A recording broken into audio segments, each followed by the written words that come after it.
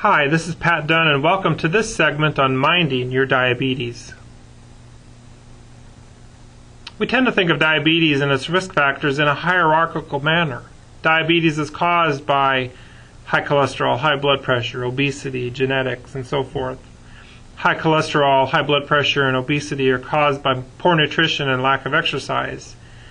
And poor nutrition and lack of exercise are the result of stress. But maybe we should turn it around. Emotions affect our behavior. Behaviors affect our risk factors. And the risk factors cause diseases such as heart disease and diabetes. Stress is very common in America today. With increasing amount of time spent on the job stress is becoming a painful reality for many workers. 40% of workers reported that their job was very often extremely stressful. 25% view their jobs as the number one stressor in their lives. 75% of employees believe that they have more on-the-job stress than a generation before them. And 26% of workers say they were often or very often burned out or stressed by their work. More than one-third of workers say their jobs are harming their physical and emotional health. 42% of workers say their job pressures are interfering with family and personal relationships. And 50% of workers say they have a more demanding workload this year than last year. So what is stress? Although we tend to think of stress as a negative thing, stress is actually both desirable and necessary. Stress is literally a series of bodily reactions that help us adjust to the demands of life. And these reactions are known as the stress response. So why is stress bad? People who continually use the stress response put their health at risk. Stress is now linked to many diseases, including heart disease and diabetes. As stress increases your body's need for oxygen, your heart has to work harder. Stress can restrict blood flow to the heart and overstimulate it.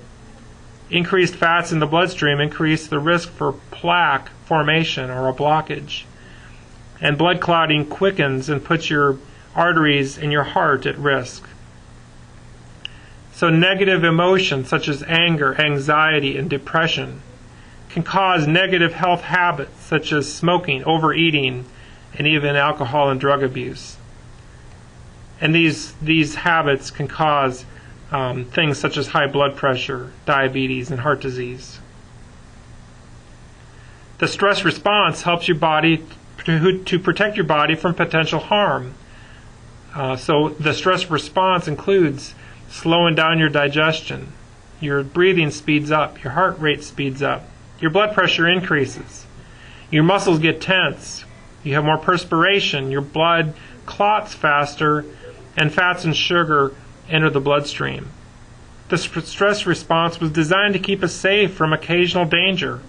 However, today most of us deal with daily stressors, all day and every day. Most of us are not even aware of the stressors that they encounter on a day-to-day basis. We have a nervous system, and when the nervous system kicks in, our heart beats faster, blood pressure goes up, and we breathe faster. We need to get into the everything's okay part of the nervous system so we can slow down our heartbeat, our blood pressure, and our breathing.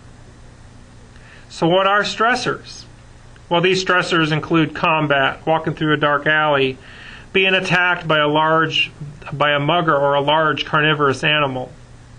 But we also have job stress, interpersonal conflict, time pressure, and financial pressure. The problem is our body reacts the exact same way, whether it's a time pressure or being attacked by a mugger. So what can we do about stress? Well, laughter literally is the best medicine. When we're laughing, we're breathing properly, and we're probably enjoying life better at that moment than in most other instances. So the more often you can laugh, the better off you're going to be.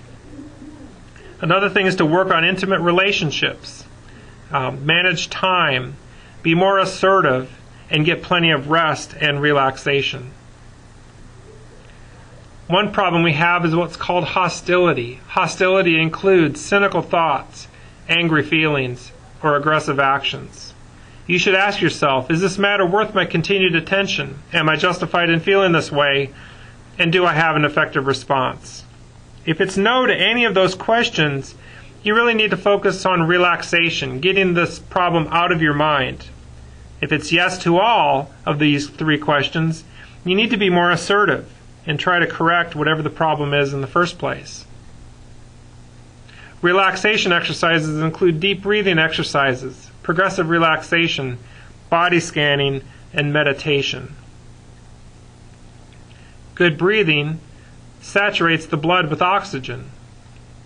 It also instructs the whole nervous system to be calm. This can affect our eating patterns.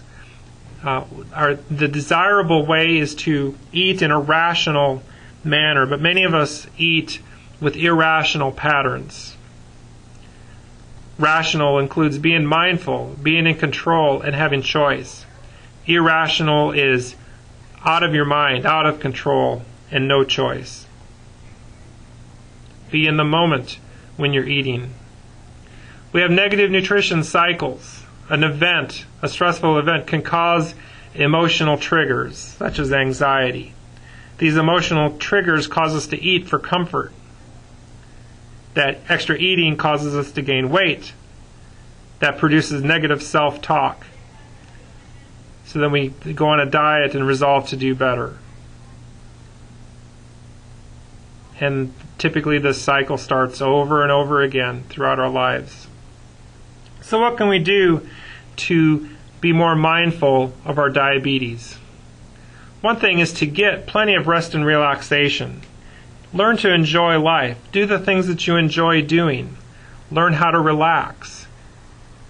When you are confronted with stressful situations, learn coping mechanisms and techniques such as assertiveness to help you better manage those situations. The next section is on cleansing your diabetes. Cleansing includes what we call finding the answers, and these answers include air, nutrition, sleep, water, exercise, relationships, and significance.